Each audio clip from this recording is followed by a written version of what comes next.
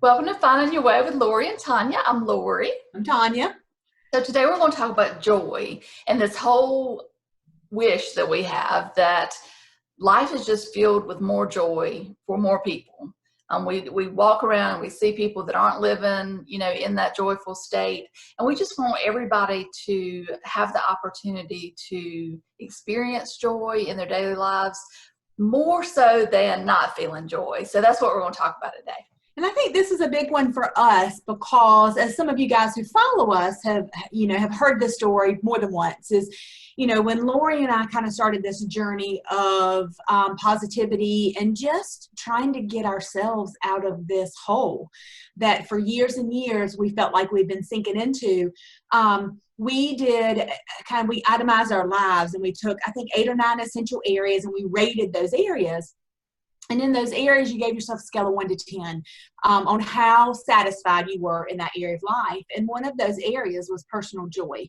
And I think, it was something that neither one of us had ever really thought about because we were so far into this just hole.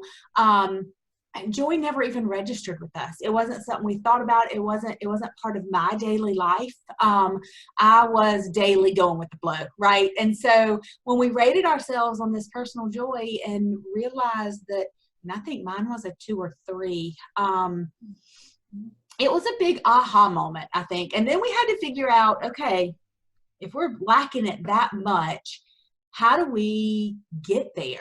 And it's been 5 or 6 years now, and I can honestly say if I rated myself now, I'm probably a 7, 8, which is huge strides. But it didn't happen overnight either. Yeah, and so, I always think about, when I think about joy, I think about little babies that, life hadn't dictated who they are and how they should behave yet. And they just have this joy about them. Animals, same thing, and the way they play and they're joyful. And I think as we go through life, that gets dimmer and dimmer. That light can, if we allow it to, get dimmer and dimmer, which is what we were experiencing. Yes. Is that it was like, oh, you're asking me about my personal joy? Yeah, I can't find that right now. And when was the last time I thought about that? Yeah. If ever. Right. And so something that Tonya and I have observed is that there are almost like these categories of, there's those that it's just an innate thing in you. You know these people. Mm-hmm. When you see them, they bring you joy because they're in such a joyful state. Like I was talking about babies and animals, but there's grown people that do this too. And then there's this category of those that have everything in the world to be joyful about, but they're so caught up in their mindset and they're overanalyzing and thinking and overthinking that they miss the joyful opportunities because they're so wound up in their head.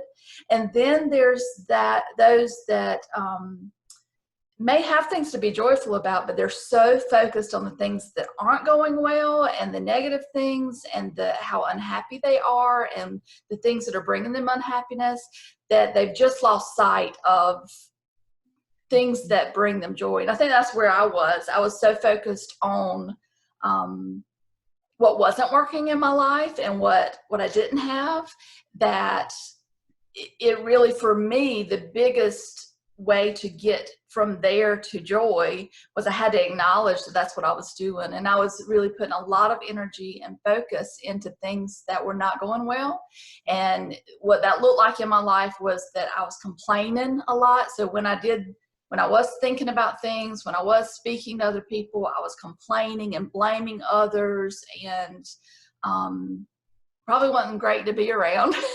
I know in my mind, I wasn't great to be around myself in my own mind, because that's all I was focused on were what things were going wrong in my life versus the things that were actually going really well. And so for me to like Tonya said, it's been a long process. It doesn't happen overnight. It does not happen overnight. To acknowledge that and then start taking baby steps to start acknowledging the good things, whether that was a song on the radio, something that small, or the traffic was good that day, or a good meal or something like that. Just I had to gradually start there and just start adding more of those each and every day to finally get to that 7, 8 level of joy that I experience now. Well, and I think for me, it was kind of a conglomerate of both. I really kind of was focused on the things that I didn't have and needed or wanted, and also I think there was just a lack of focusing on it. Period. I was so caught up in the daily functions of motherhood, full-time job, felon marriage, 3 children, busy, here to there. There was never a moment to think about anything other than the daily schedule and the daily day-to-day activities and busy of life.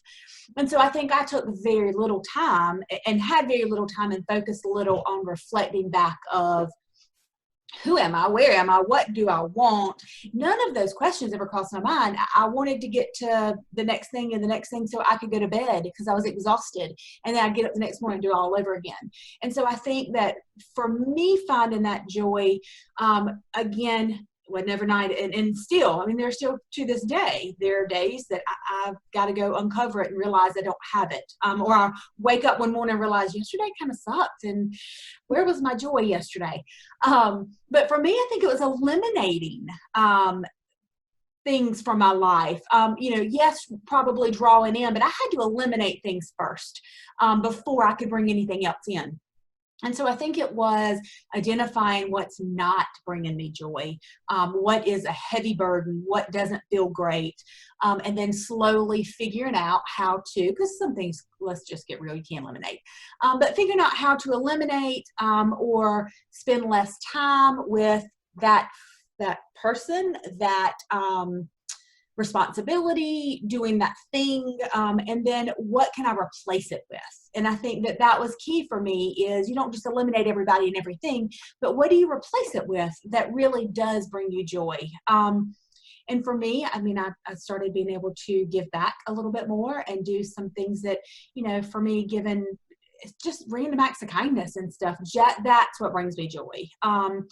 Sitting with my children and actually having a conversation versus dictating their next move. So, kind of getting rid of that dictation constant and trying to have a little bit more conversation. So for me, that's where I feel like eliminating some things first is what I needed to do. Yeah, and I think, those are 2 very different examples. I completely added things to my life where you were sort of subtracting things from yours. And so I think it is a deeply personal thing of how you get from where you are to where you want to be. And so I guess our takeaway today is to assess it. Where is your personal joy today? And do you want it to be higher than it is? It's a constant. Every day, right? To look at it more than just one static place in time, but look at where your personal joy is and know that we want that for you, because we know that when we live in that space of personal joy, it just makes us a better person to then where we're impacting others in a much more positive way. And so maybe some of the things we've done would help you, or just really go deep with yourself and figure out, why am I in this state of a low personal joy, and what can I do? What are the baby steps I can take to get a little bit higher, higher? And it's going to take time. And I think a good rule of thumb is to maybe assess every month, like take a minute for yourself every month and say, okay, what was my personal joy last month? What do I want it to be this month? And then write down a little list of, okay, so what did I do last month that didn't feel great? What can I eliminate? What did I do that felt really good? And how can I add that to my daily or weekly ritual routine? And if last month was great, then figure out how to duplicate that. What does that look like? Like Lori and I both said, we were 2s and 3s when we started this, and now I would gainfully say we're 7s, pretty average 7. That doesn't mean we don't have a day where I'm a 2 or a 3, because that is absolutely the case. I mean, but I do assess. I kind of wait till the next day, but I do assess more often than a week or a month if I've had that kind of experience. But doing these things and really identifying what feels great, what does not, and how do we control, because honestly, it's all in our control once we realize it's all in our control. Yeah, and I think that's shown by, you hear all of these stories about people that have been in these awful environments and atmospheres, and maybe they've grown up in a non-supportive environment and just life's been tough, life's been hard, and they can't get ahead on anything, but they thrive somehow, so it really is that internal, personal, having an environment that supports you is very helpful, absolutely. But it's very helpful. There's but it's not a must. There's too many examples of people that have taken back that own personal control of their joy and made it work regardless of their circumstances. And then changing your circumstance, because I think once you get there, once you realize you have that control, it gives you the confidence and you want to grab onto that feeling of happiness and joy. So you start changing your circumstance to match what you do want. And that, I can be honest with you, that's really and truly probably where, how I grew up and where I got to